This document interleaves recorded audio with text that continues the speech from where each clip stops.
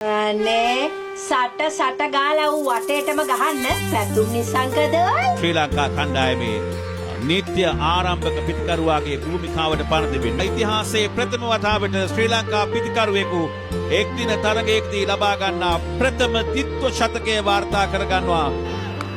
ඉහළින් පහර එල්ල කරනවා ඩීප් ක්‍රිකට් කලාපයෙන්.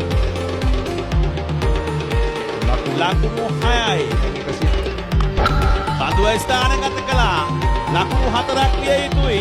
ලකුණු 4 අත් කර ගන්නවා දයාබර ක්‍රීඩාලෝලී අසන්නනි නරඹන්නනි ඉතිහාසයේ ප්‍රථම වතාවට ශ්‍රී ලංකා පිතිකරුවෙකු එක්දින තරගයකදී ලබා ගන්නා ප්‍රථම ත්‍රිත්ව ශතකය.